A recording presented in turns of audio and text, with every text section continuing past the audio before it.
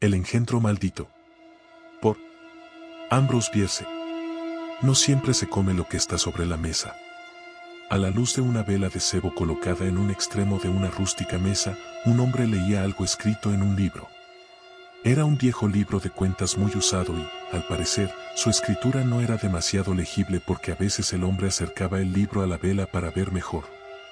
En esos momentos la mitad de la habitación quedaba en sombra y solo era posible entrever unos rostros borrosos, los de los 8 hombres que estaban con el lector. 7 de ellos se hallaban sentados, inmóviles y en silencio, junto a las paredes de troncos rugosos y, dada la pequeñez del cuarto, a corta distancia de la mesa. De haber extendido un brazo, cualquiera de ellos habría rozado al 8º hombre que, tendido boca arriba sobre la mesa, con los brazos pegados a los costados, estaba parcialmente cubierto con una sábana. Era un muerto. El hombre del libro leía en voz baja. Salvo el cadáver, todos parecían esperar que algo ocurriera. Una serie de extraños ruidos de desolación nocturna penetraba por la abertura que hacía de ventana, el largo aullido innombrable de un coyote lejano, la incesante vibración de los insectos en los árboles.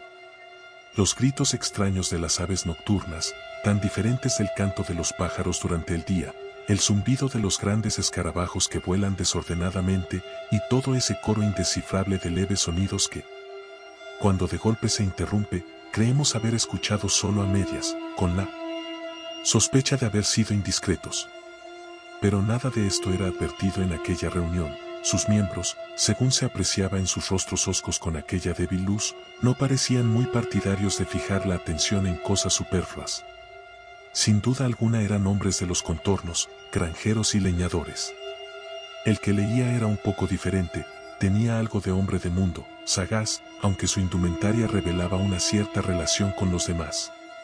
Su ropa apenas habría resultado aceptable en San Francisco, su calzado no era el típico de la ciudad, y el sombrero que había en el suelo a su lado, era el único que no lo llevaba puesto. No podía ser considerado un adorno personal sin perder todo su sentido. Tenía un semblante agradable, aunque mostraba una cierta severidad aceptada y cuidada en función de su cargo. Era el juez, y como tal se hallaba en posesión del libro que había sido encontrado entre los efectos personales del muerto, en la misma cabaña en que se desarrollaba la investigación.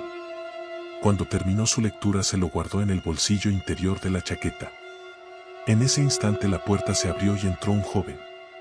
Se apreciaba claramente que no había nacido ni se había educado en la montaña, iba vestido como la gente de la ciudad.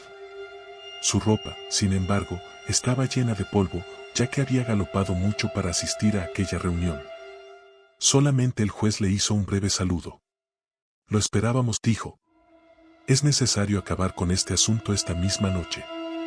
Lamento haberlos hecho esperar, dijo el joven, sonriendo. Me marché, no para eludir su citación, sino para enviar a mi periódico un relato de los hechos como el que supongo quiere usted oír de mí. El juez sonrió. Ese relato tal vez difiera del que va a hacernos aquí bajo juramento. Como usted guste, replicó el joven enrojeciendo con vehemencia. Aquí tengo una copia de la información que envié a mi periódico. No se trata de una crónica, que resultaría increíble, sino de una especie de cuento. Quisiera que formara parte de mi testimonio. Pero usted dice que es increíble. Eso no es asunto suyo, señor juez, si yo juro que es cierto. El juez permaneció en silencio durante un rato, con la cabeza inclinada. El resto de los asistentes charlaba en voz baja sin apartar la mirada del rostro del cadáver. Al cabo de unos instantes el juez alzó la vista y dijo: Continuemos con la investigación. Los hombres se quitaron los sombreros y el joven prestó juramento. ¿Cuál es su nombre?, le preguntó el juez. William Marker. ¿Edad? 27 años. ¿Conocía usted al difunto Hugh Morgan? Sí. ¿Estaba usted con él cuando murió? Sí, muy cerca. ¿Y cómo se explica su presencia, quiero decir? Había venido a visitarlo para ir a cazar y a pescar. Además, también quería estudiar su tipo de vida, tan extraña y solitaria. Parecía un buen modelo para un personaje de novela. A veces escribo cuentos. Y yo a veces los leo. Gracias. Cuentos en general, no me refería solo a los suyos. Algunos de los presentes se echaron a reír. En un ambiente sombrío el humor se aprecia mejor. Los soldados ríen con facilidad en los intervalos de la batalla, y un chiste en la capilla mortuoria, sorprendentemente, suele hacernos reír. Cuéntenos las circunstancias de la muerte de este hombre, dijo el juez. Puede utilizar todas las notas o apuntes que desee. El joven comprendió. Sacó un manuscrito del bolsillo de su chaqueta y, tras acercarlo a la vela, pasó las páginas hasta encontrar el pasaje que buscaba. Entonces empezó a leer.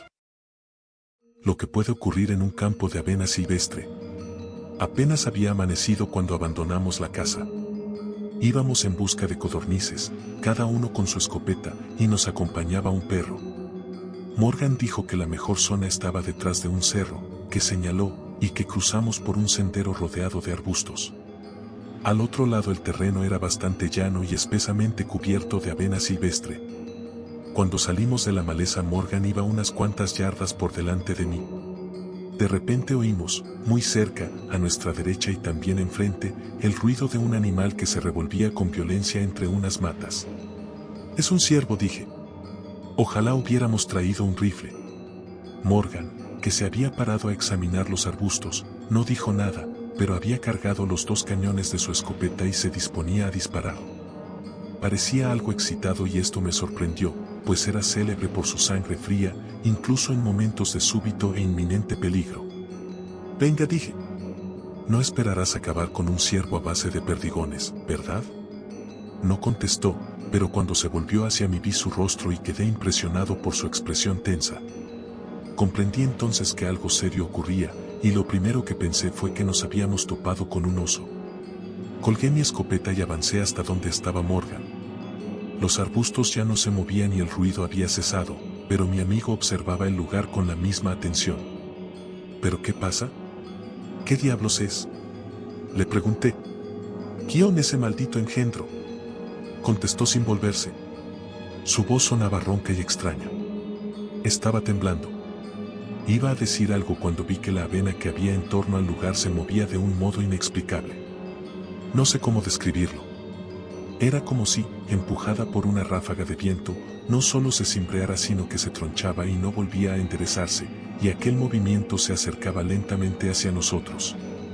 Aunque no recuerdo haber pasado miedo, nada antes me había afectado de un modo tan extraño como aquel fenómeno insólito e inenarrable. Recuerdo y lo saco a colación porque me vino entonces a la memoria que una vez, al mirar distraídamente por una ventana, confundí un cercano arbolito con otro de un grupo de árboles, mucho más grandes, que estaban más lejos. Parecía del mismo tamaño que estos, pero al estar más clara y marcadamente definido en sus detalles, no armonizaba con el resto. Fue un simple error de perspectiva, pero me sobresaltó y llegó incluso a aterrorizarme. Confiamos tanto en el buen funcionamiento de las leyes naturales que su suspensión aparente nos parece una amenaza para nuestra seguridad, un aviso de alguna calamidad inconcebible. Del mismo modo, aquel movimiento de la maleza, al parecer sin causa, y su aproximación lenta e inexorable resultaban inquietantes. Mi compañero estaba realmente asustado, apenas pude dar crédito a mis ojos cuando le vi arrimarse la escopeta al hombro y vaciar los 2 cañones contra el cereal en movimiento. Antes de que el humo de la descarga hubiera desaparecido oí un grito feroz, un alarido como el de una bestia salvaje y vi que Morgan tiraba su escopeta y a todo correr desaparecía de aquel lugar. En ese mismo instante fui arrojado al suelo por el impacto de algo que el humo ocultaba, una sustancia blanda y pesada que me embistió con gran fuerza. Cuando me puse de pie y recuperé mi escopeta, que me había sido arrebatada de las manos, oí a Morgan gritar como si agonizara. A sus gritos se unían aullidos feroces, como cuando 2 perros luchan entre sí. Completamente aterrorizado, me incorporé con gran dificultad y dirigí la vista hacia el lugar por el que mi amigo había desaparecido. ¡Que Dios me libre de otro espectáculo como aquel! Morgan estaba a unas 30 yardas, tenía una rodilla en tierra, la cabeza, con su largo cabello revuelto, descoyuntada espantosamente hacia atrás, y era presa de unas convulsiones que zarandeaban todo su cuerpo. Su brazo derecho estaba levantado y, por lo que pude ver, había perdido la mano. Al menos yo no la veía. El otro brazo había desaparecido. A veces, tal como ahora recuerdo aquella escena extraordinaria, no podía distinguir más que una parte de su cuerpo, Era como si hubiera sido parcialmente borrado. Ya sé, es extraño, pero no sé expresarlo de otra forma. Y al cambiar de posición volviera a apreciarse de nuevo en su totalidad. Debió de ocurrir todo en unos pocos segundos, durante los cuales Morgan adoptó todas las posturas posibles del obstinado luchador que es derrotado por un peso y una fuerza superiores. Yo solo lo veía a él y no siempre con claridad. Durante el incidente soltaba gritos y profería maldiciones acompañadas de unos rugidos furiosos como nunca antes había oído salir de la garganta de un hombre o una bestia. Permanecí en pie por un momento sin saber qué hacer, hasta que decidí tirar la escopeta y correr en ayuda de mi amigo. Creí que estaba sufriendo un ataque o una especie de colapso. Antes de llegar a su lado, lo vi caer y quedar inerte. Los ruidos habían cesado, pero volví a ver, con un sentimiento de terror como jamás había experimentado, el misterioso movimiento de la avena que se extendía desde la zona pisoteada en torno al cuerpo de Morgan hacia los límites del bosque. Solo cuando hubo alcanzado los primeros árboles, aparté la vista de aquel insólito fenómeno y miré a mi compañero. Estaba muerto. Lo que puede ocurrir en este campo de avena puede estar hecho jirones. Apenas había amanecido cuando abandonamos la casa. Íbamos en un extremo de la sábana y dejó el cuerpo al descubierto, y nos acompañaba. Estaba desnudo y, a la luz de la vela, mostraba un color amarillento detrás de un cerro, que presentaba unos grandes hematomas de un sendero rodeado de arbustos, causados sin duda alguna por las contusiones. Al otro lado el terreno era bastante llano y especialmente cubierto de costados con un garrote. Cuando salimos de la maleza, Morgan iba unas cuantas yardas por delante hecha jirones.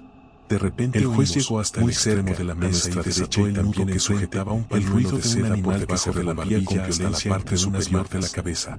Es un ciervo. Al retirarlo vimos lo que tenía. Ojalá hubiéramos traído un rifle. Los miembros del jurado que se habían levantado para ver mejor lamentaron su curiosidad, no dijo nada, pero había cargado los dos cañones de su escopeta hacia la ventana abierta y se inclinó sobre el alféizar. Parecía algo excitado y esto me sorprendió. Después de cubrir de nuevo la garganta del muerto, incluso el juez se dirigió a un rincón de la habitación en el que había un montón de prendas.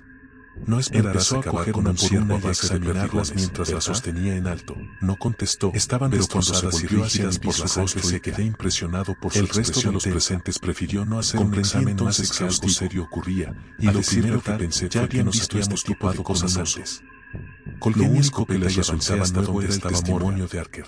Los arbustos ya no se movían y el ruido había cesado. Todas las pruebas que mi amigo observaba el lugar con la misma atención. Si no tienen nada que preguntar, pueden salir a deliberar.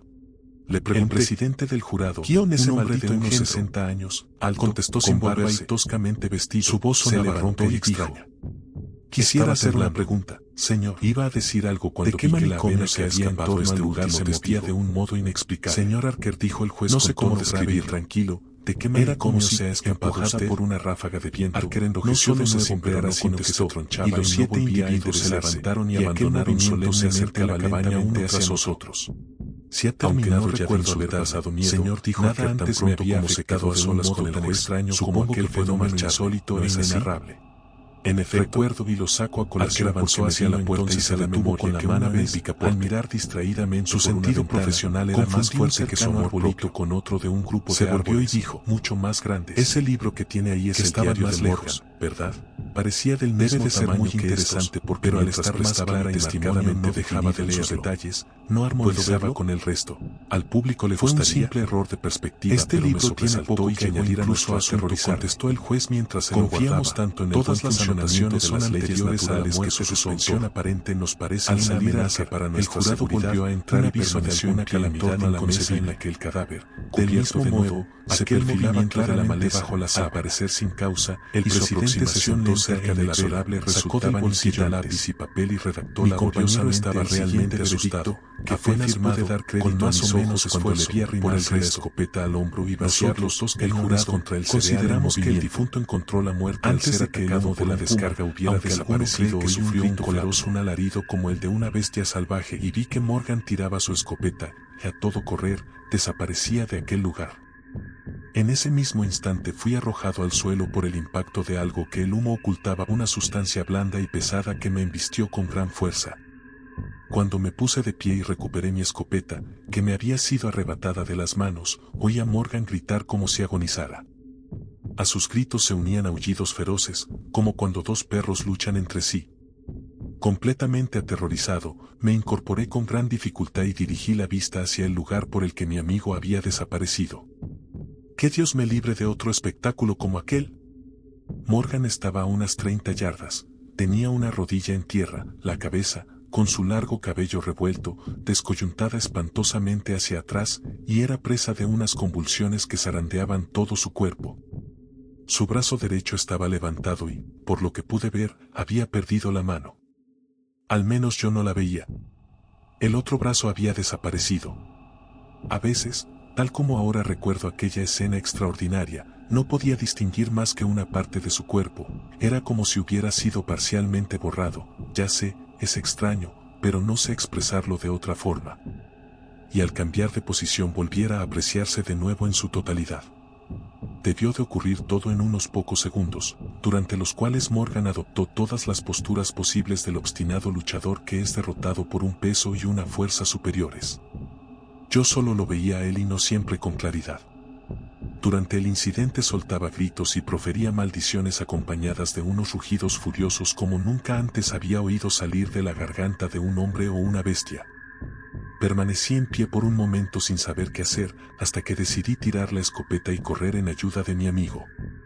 Creí que estaba sufriendo un ataque o una especie de colapso. Antes de llegar a su lado, lo vi caer y quedar inerte. Los ruidos habían cesado, pero volví a ver, con un sentimiento de terror como jamás había experimentado, el misterioso movimiento de la avena que se extendía desde la zona pisoteada en torno al cuerpo de Morgan hacia los límites del bosque. Solo cuando hubo alcanzado los primeros árboles, aparté la vista de aquel insólito fenómeno y miré a mi compañero. Estaba muerto. Una explicación desde la tumba. En el diario del difunto Hugh Morgan hay ciertos apuntes interesantes que pueden tener valor científico.